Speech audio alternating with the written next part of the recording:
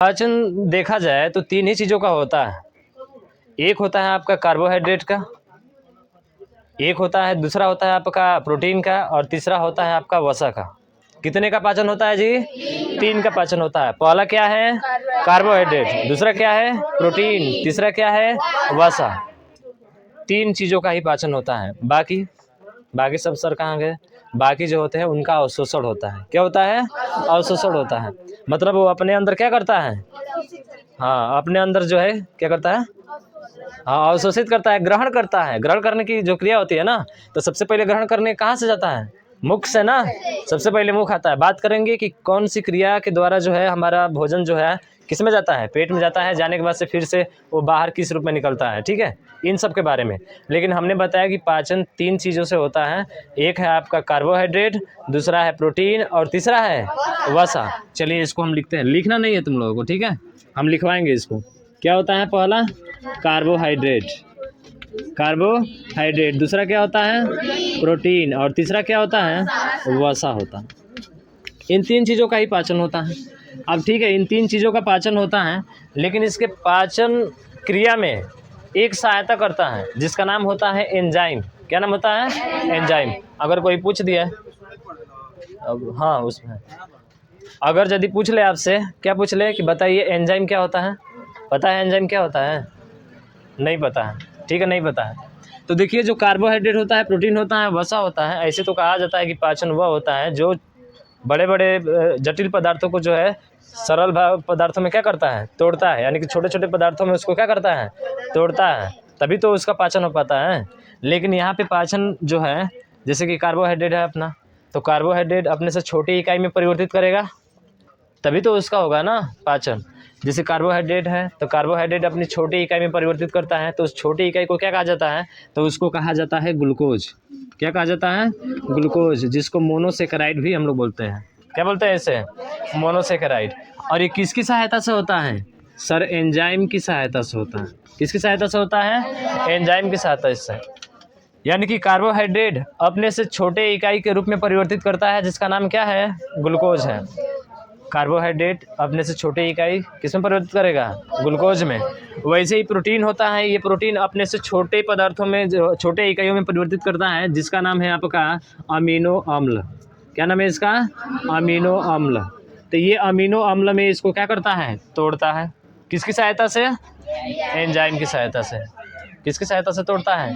Enzyme की सहायता से। वैसे ही वसा है, तो वसा भी अपने छोटे इकाई के रूप में परिवर्तित करेगा। आइए, अब इसकी जो छोटी इकाई होती है वो होती है कौन सी आपकी? तो वो होती है आपका वसीय अम्ल। वसा से ही क्या बना? वसीय अम्ल बना। तो ये तो बड़े पदार्थ थे आपके, बड़े मतलब जटिल पदार्थ थे, समझ रहे हो ना। और ये जटिल पदार्थ अपने से छोटे पदार्थों में क्या हो गए? टूट गए। और किसके वजह से टूटे? एंजाइम की वजह से। तो हम लोग कह सकते हैं, पाचन तंत्र की बात कर रहे हैं हम लोग, तो पाचन तंत्र में सबसे पहले आता है क्या आपका? कार्बोहाइड्रेट, उसके बाद से प्रोटीन, और उसके बाद से वसा। केवल इन तीन चीज़ों का ही पाचन होता है। अगर कोई पूछे कि पाचन किसका होता है, तो केवल तीन चीज़ों का होता है, जो कार्बोहाइड्रेट, प्रोटीन और क्या है? वसा है। कार्बोहाइड्रेट, प्रोटीन और वसा है। कार्बोहाइड्रेट अपने से छोटे इकाई के रूप में परिवर्तित होता है, जिसका नाम क्या है? ग्लूकोज। उसके बाद से प्रोटीन क्या? अमीनो अम्ल। वसा का वसीय अम्ल। और ये किसकी सहायता से होते हैं? एंजाइम की सहायता से होते हैं। तो हम लोग कह सकते हैं कि बड़े भोज्य पदार्थों का एंजाइम की सहायता से, हाँ, छोटे छोटे भोजन के पदार्थों में टूटना क्या कहलाता है? पाचन कहलाता है। क्या कहलाता है? पाचन कहलाता है। पाचन तंत्र क्या होता है? तो पाचन तंत्र, उसमें जितने भी अंग आपके भाग लेते हैं, उन सभी अंगों के समूह को क्या कहा जाता है? पाचन तंत्र कहा जाता है। क्या कहा जाता है? पाचन तंत्र कहा जाता है। समझ में आया?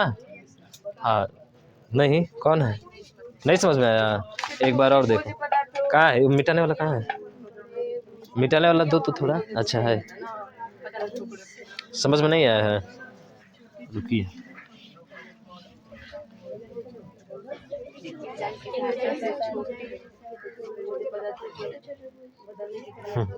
चलिएगा, एक बार और देखिएगा यहाँ पे ध्यान से, ठीक है। हमने बात किया किसके बारे में? सर, पाचन तंत्र। पाचन तंत्र में तीन चीज़ों का ही पाचन होता है, जिसमें पहला बताया हमने क्या? कार्बोहाइड्रेट, ठीक है। कार्बोहाइड्रेट, कार्बोहाइड्रेट का नाम सुने ना, तुरंत एनर्जी से मिलती है हमको, यही होता है ना कार्बोहाइड्रेट। जैसे शक्कर हो गया, शक्कर मैंने जानते हैं, चीनी, चीनी लेते हैं तो तुरंत हमें क्या मिल जाती है, एनर्जी मिल जाती है। इसीलिए हम थोड़ी देर और आराम कर सकते हैं कि भाई अभी खाना नहीं बनाया तो थोड़ी देर और आराम कर ले, तब तक 2 चीनी फाँक ले, समझ रहे हो ना।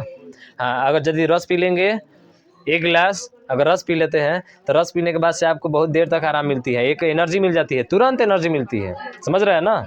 तो कार्बोहाइड्रेट लेने से हमें एनर्जी जो है क्या होती है, तुरंत मिलती है। तो ये कार्बोहाइड्रेट, इस कार्बोहाइड्रेट का पाचन होता है, उसके बाद से किसका होता है, प्रोटीन का होता है, प्रोटीन के बाद से किसका होता है, वसा। प्रोटीन आप जानते हैं ना, प्रोटीन जैसे कि बात करें हम लोग जो है, प्रोटीन का एक डब्बा आता है जो दूध में मिलाकर खाया जाता है, पिया जाता है, उसको जानते हो ना प्रोटीन। हाँ, तो पाचन केवल इन 3 चीज़ का ही होता है, एक है कार्बोहाइड्रेट, दूसरा है प्रोटीन और तीसरा क्या है, वसा है। और इसी का पाचन होगा। बाकी जितने भोजन आप करते हैं ना, उसका क्या होता है, अवशोषण होता है।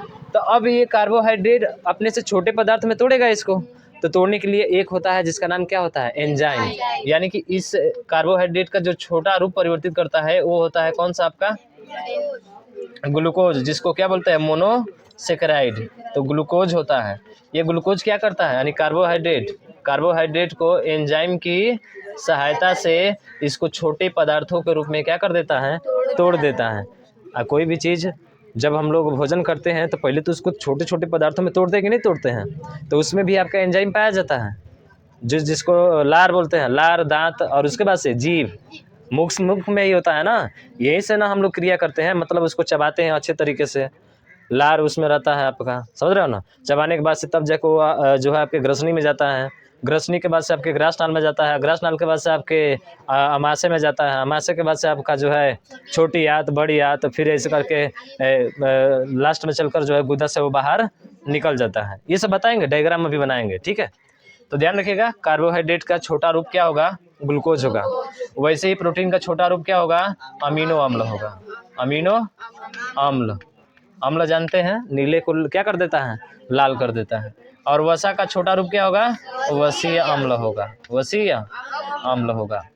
तो यही चीज़ है, ये तो बड़ा पदार्थ है ना, कार्बोहाइड्रेट, प्रोटीन और क्या, वसा, ये बड़े पदार्थ है आपके। तो हम कहते हैं कि जब जो है भोजन के बड़े पदार्थ, यानी कि बड़े भोजन के पदार्थ जो होते हैं वो किसकी सहायता से, एंजाइम की सहायता से छोटे पदार्थों के रूप में क्या होना, टूटना, छोटे पदार्थों के रूप में टूटना, यही क्या कहलाता है, पाचन कहलाता है। और इस पाचन क्रिया में जितने भी अंग भाग लेते हैं उन सभी अंगों के समूह को क्या कहते हैं, पाचन तंत्र कहते हैं। मतलब जितने भी अंग इसमें भाग लेंगे ना पाचन करने के लिए, अब ऐसा तो है नहीं कि मुंह में चबाया पाचन तुरंत हो जाएगा, मुंह में पाचन नहीं ना होता है, मुख से तो जाता है भोजन हमारा, और जाते हुए ये ऐसे करके आएगा, आने के बाद से जो है उसका पूरा प्रोसेस होगा, वहाँ पे प्रोसेस होने के बाद से कुछ देर बाद जो है भोजन जो है कुछ ब्लड में कन्वर्ट होगा, कुछ जो है आपका ऐसे अपशिष्ट पदार्थ के रूप में क्या हो जाएगा, बाहर निकल जाएगा, समझ रहे हैं ना। तो इसकी परिभाषा बोलना होगा तो हम लोग कहेंगे क्या, कि बड़े भोजन के पदार्थों को, या बड़े भोजन के पदार्थ का, बड़े भोजन के पदार्थ का एंजाइम की सहायता से छोटे पदार्थों में टूटना, छोटे पदार्थों में टूटना क्या कहलाता है, पाचन कहलाता है। और इस क्रिया में जितने भी अंग भाग लेते हैं उन सभी अंगों को क्या कहा जाता है, पाचन तंत्र कहा जाता है। समझ में आ गया। तो बड़े भोजन के पदार्थों का एंजाइम की मदद से, बड़े भोजन के पदार्थों का एंजाइम की मदद से, हाँ मदद से या सहायता से, दोनों एक ही हुआ भाई साहब, ठीक है। हाँ, एंजाइम या एंजाइम की मदद से छोटे छोटे भोजन के पदार्थों में टूटना क्या कहलाएगा, पाचन कहलाता है। और क्रिया में भाग लेने वाले अंगों के समूह को क्या कहते हैं, पाचन तंत्र कहते हैं। समझ में आ गया ना, परिभाषा याद हुई कि नहीं याद हुआ, याद हो गया, ठीक है। अब उसके बाद से बात करेंगे कि एंजाइम, किसके बारे में, एंजाइम। अगर बात करें कि कोई पूछ दे आपसे, ठीक है, आपने तो कह दिया कि पाचन में सहायता कौन करता है, एंजाइम करता है। तो एंजाइम से ही निकल गया कि हमारे शरीर में जो है पाचन की क्रिया में सहायता करने वाला कौन सा है, एंजाइम है। ये एंजाइम रहता है तभी हमारा क्या हो पाता है, पाचन हो पाता है। तो पहला चीज़ हम लोग कहेंगे कि एंजाइम जो होता है एक प्रकार का जो है ये प्रोटीन ही होता है। क्या होता है आपका, प्रोटीन होता है। यानी कि जितने भी एंजाइम होते हैं ना वो सभी आपके प्रोटीन होते हैं। मतलब जितने भी एंजाइम होंगे वो सभी क्या होंगे, प्रोटीन होंगे। लेकिन प्रत्येक प्रोटीन को कभी एंजाइम नहीं होगा, ठीक है। एंजाइम जो है एक प्रकार का क्या है, ये प्रोटीन है जो हमारे शरीर में जैव उत्प्रेरक का काम करता है। किसका? जैव उत्प्रेरक का। ठीक है, तो जैव उत्प्रेरक का कार्य कौन करता है? एंजाइम करता है। ठीक है, तो ध्यान रखिएगा, एंजाइम एक प्रोटीन होता है जो हमारे शरीर में किसका कार्य करता है? जैव उत्प्रेरक का कार्य करता है, और इसके साथ साथ यह पाचन क्रिया में भी क्या करता है? सहायता करता है। ठीक है, उसके बाद से पूछता है कि एंजाइम शब्द का प्रतिपादन सबसे पहले किसने किया था? ठीक है, किसका? एंजाइम शब्द का प्रतिपादन जो है सबसे पहले किसने किया था? तो उसका नाम आता है, नाम है कुहने। क्या नाम है इसका? कुहने। ठीक है, तो कुहने ने जो है सबसे पहले इस एंजाइम शब्द का क्या किया था? प्रतिपादन किया था। तो ध्यान रखिएगा, एंजाइम जो है एक प्रोटीन होता है जो हमारे शरीर को क्या करता है? जैव उत्प्रेरक का कार्य करता है, जो हमारे शरीर में जैव उत्प्रेरक का कार्य करता है, और यह पाचन क्रिया में भी क्या करता है? सहायता करता है। और इसका सबसे पहले प्रतिपादन किसने किया था? कुहने नामक वैज्ञानिक ने किया था। ठीक है, तो कुहने ने जो है, ऐसे याद रखेगा, क्यों से याद रखेगा कुहने। ठीक है, तो कुहने जो है इन्होंने क्या किया था? इसका प्रतिपादन किया था। और ये भी पूछा जाता है कि जो सर्वप्रथम एंजाइम है उसका नाम क्या है? जो सर्वप्रथम एंजाइम है उसका नाम क्या है? तो उसका नाम है डायस्टेज। क्या नाम है इसका? डायस्टेज। डायस्टेज। ठीक है, ये पहली एंजाइम है। सर्वप्रथम एंजाइम जो है वो कौन सा आपका? डायस्टेज है, जिसका प्रतिपादन किसने किया था? कुहने ने किया था। एक बार और सुनिएगा ध्यान से इसको। ठीक है, हमने बताया कि पाचन क्या होता है, तो बड़े भोजन के पदार्थों का एंजाइम की सहायता से, बड़े भोजन के पदार्थों का एंजाइम की सहायता से भोजन के छोटे छोटे पदार्थों में टूटना, भोजन के छोटे छोटे पदार्थों में टूटना क्या कहलाता है?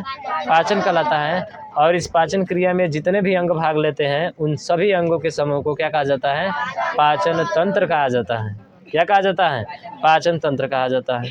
ठीक है, उसके बाद से बात की कि एंजाइम क्या होता है। सर, एंजाइम जो होता है यह एक प्रोटीन होता है जो हमारे शरीर को जैव उत्प्रेरक का कार्य करता है, यानी कि जो हमारे शरीर में जैव उत्प्रेरक का कार्य करता है और तथा पाचन क्रिया में भी सहायता करता है। एंजाइम शब्द का प्रतिपादन सर्वप्रथम किसने किया था? कुहने ने किया था। और सबसे पहला एंजाइम कौन सा है आपका? डायस्टेज। सबसे पहला एंजाइम कौन सा है? डायस्टेज है। बताओ, इतना समझ में आ गया ना? समझ में आ गया जी इतना? कार्बोहाइड्रेट किस में बदलेगा? ग्लूकोज में। प्रोटीन किस में बदलेगा? अमीनो अम्ल में। ठीक है, प्रोटीन किस में बदलेगा? अमीनो अम्ल में। और वसा? वसी अम्ल में। वसा वसी अम्ल में। ठीक है, पाचन क्या होता है? बोलो।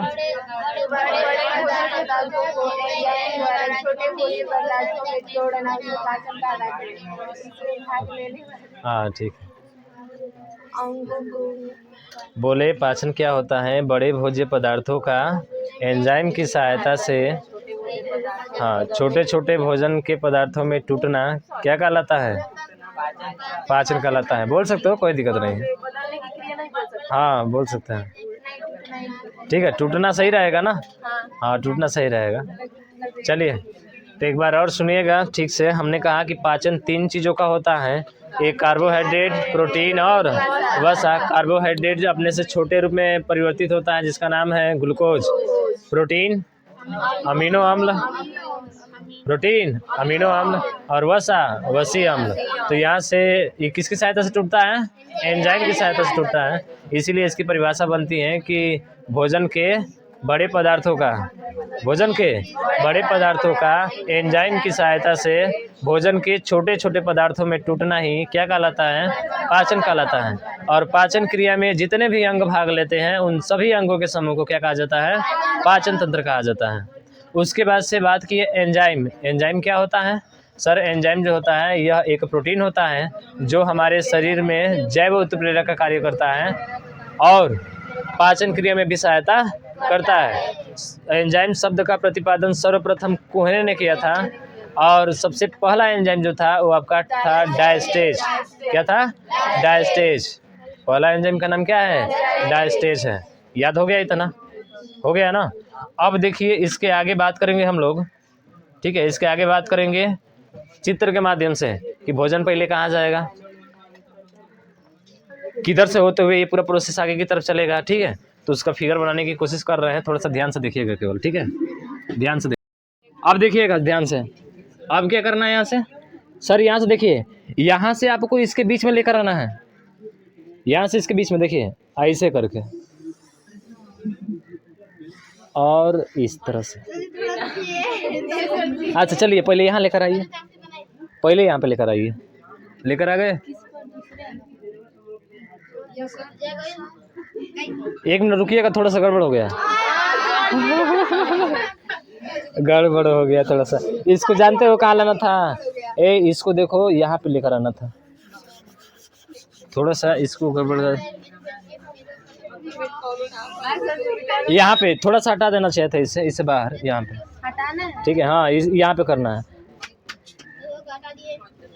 उसके बाद से आपको सीधा यहाँ पे आ जाना है, देख रहे हैं।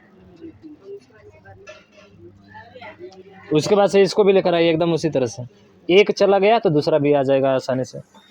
इसको भी ऐसे करके ऐसे कर दीजिए, ठीक है, एकदम 3 के जैसा। वो 3 का उल्टा है नहीं है, 3 का क्या है, उल्टा है। अब उसके बाद से यहाँ से देखिएगा, इसको खींचना है ऐसे और इस तरह से खींचिए, हाँ सीधा 3 खींच दिए। हाँ एक बार फिर से यहीं से लीजिए और यहीं से एक बार ऐसे खींच दीजिए, और इसको थोड़ा सा नीचे कर दीजिए, और यहाँ पे बना लीजिए ऐसे गोल सा डायग्राम। अच्छा बना है, बोलिए बन गया कि नहीं, बन गया जी, जी तो बन गया। तो यहाँ से एक बार ऐसे खींचिए और एक बार ऐसे मिलाइए इसको, हाँ पता ये खींच दो भैया, और लो इसको पूरा इस तरह से कर दो, ये वाला, बताओ बन गया। उसके बाद से लाओ यहाँ पे, जो है आप यहाँ पे लाओ ऐसे, यहाँ पे, ठीक है, या ऐसे कि थोड़ा सा रुकिएगा, चलो ठीक है यहीं पे दिखा रहा हूँ, और ऐसे करके जो है इस तरह से थोड़ा सा ये जो है ना 8 जैसा ऐसे करके, ठीक है, ये हो जाएगा।